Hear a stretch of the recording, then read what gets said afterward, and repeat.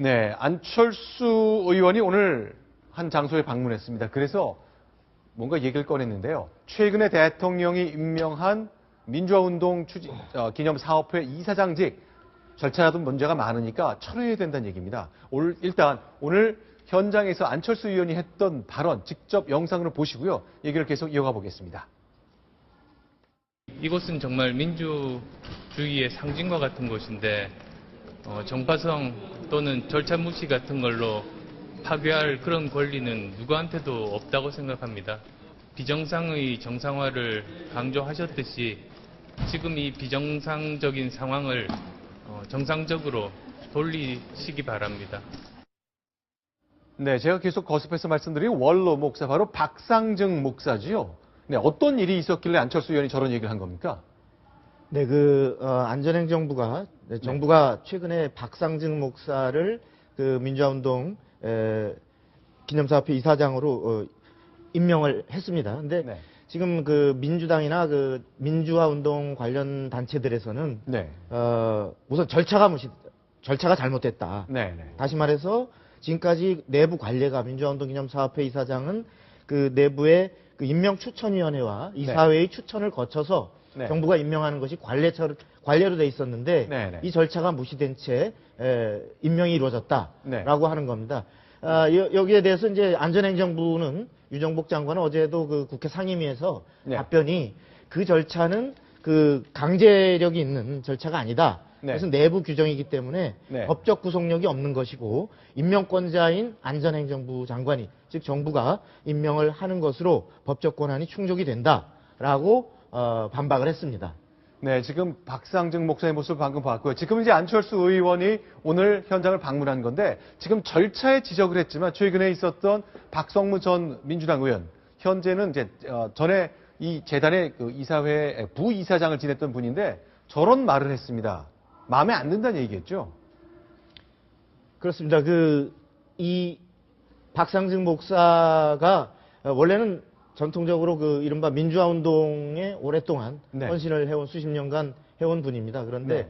지난해 대선에 이례적으로 박근혜 후보를 네. 언론 인터뷰를 통해서 우연찮게 지지하는 네. 흉중의 말을 드러냈고 네. 이후에 또 그것이 몇 차례 좀 반복되면서 특정 후보를 지지했던 사람을 그 사람이 당선이 되고 나서 네. 일종의 낙하산 아니냐. 네, 네. 이렇게 민주화운동 기념사업회의 수장을 낙하산 인사로 하게 되면 민주화운동 기념사업이라는 본래의 취지를 충족할 수 없다.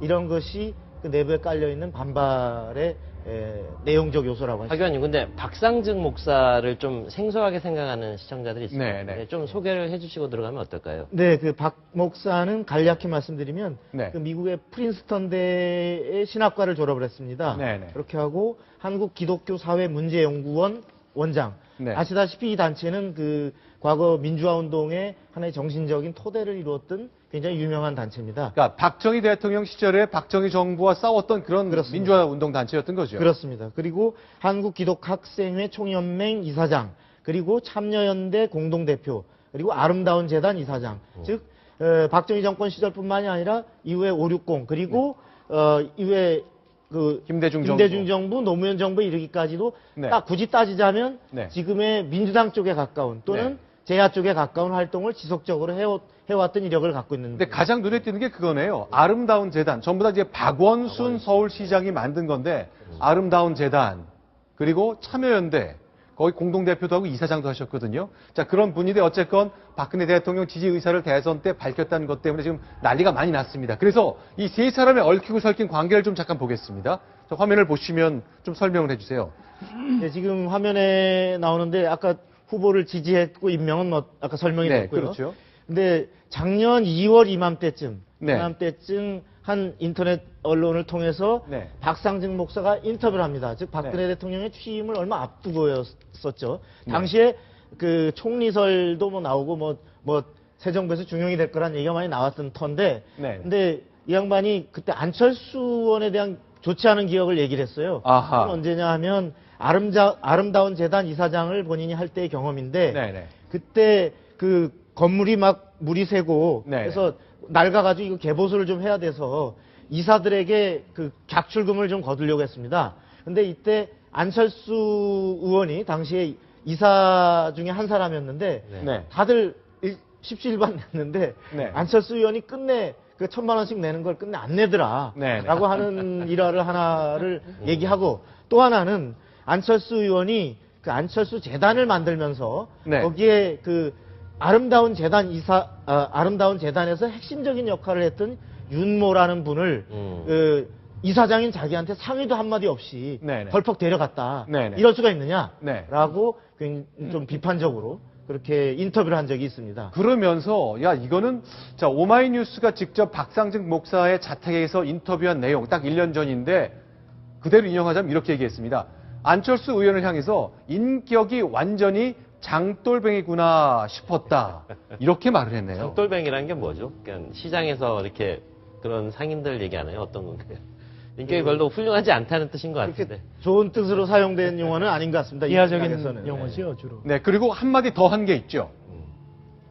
그렇죠. 네, 안철수에 대한 뭐 좋지 네. 않은 인상을 받았다고 하면서 네. 어떤 삐뚤어진 메시아주의를 가지고 있다. 뭐 이런 얘기를 했었던 것이 또 기억이 나는데 같은 인터뷰였죠. 그죠? 예, 그렇습니다. 예. 그렇습니다. 자 지금 나오네요. 예. 네, 안철수는 뭘 할까?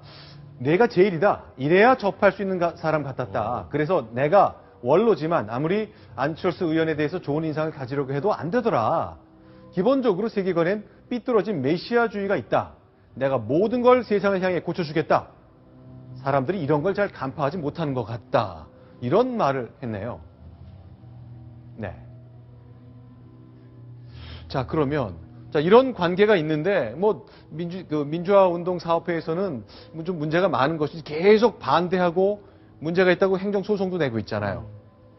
그렇습니다. 네. 자, 그러면, 자, 현재 박상증 그 이사장 임명과 관련해서 6시 속보가 나온 게 있군요. 일단 정부에서는 박상증 이사장 임명을 철회했다. 아, 철회하라고 소송을 냈다는 거군요. 네, 자, 정리 한번 하겠습니다. 자, 안철수 의원이 오늘 6.4 지방선거 준비 때문에 굉장히 바쁜 일정에도 불구하고 민주화 운동 기념 사업회를 방문해서 이사장 임명 절차에 대한 문제 제기를 했고요. 자, 민주화 운동 사업 이사회에서는 소송을 제기했다는 것까지 막 속보로 들어와 있습니다. 네, 그럼 어떠세요? 이게 사실은 이제 얼핏 보면 오해의 소지가 있는 것이 안철수 의원이 민주화 운동 하시는 분들의 그 입장을 대변해서 철회하라고 얘기할 수도 있지만 사적인 감정이 관련된 걸로 보일 수도 있는 건데 평가를 내릴 수는 없는 거겠죠. 현재로선. 그 속마음까지 읽을 수는 없는 거니까. 지금 안철수 의원이 물론 그런 구원도 있겠습니다만 지금 안철수 의원으로서는 지방선거를 앞두고도 역시 지지의 동력은 그 현재 그 민주당의 지지 기반이라고 할 수 있는 그 민주화를 지지했던 단체들 또 호남권 이런 데서 얻으려고 한다면 박상증 목사에 대해서 비판을 보이고 있는 이 기념사업회 내부의 목소리에 힘을 실어주는 스탠스를 취하는 게 유리하다고 판단한 거 아닌가 싶습니다. 네. 근데 과거의 이사장들을 보면요. 이런 정치적 편향 논란에서 네. 자유스러울 수 없었던 분, 네. 그런 분들이 있었거든요. 네. 근데 그런 부분에 대해서는 별로 문제제기가 없었던 걸로 기억하는데. 네, 아시는 대로 이 민주화 운동 사업회가 민주화 운동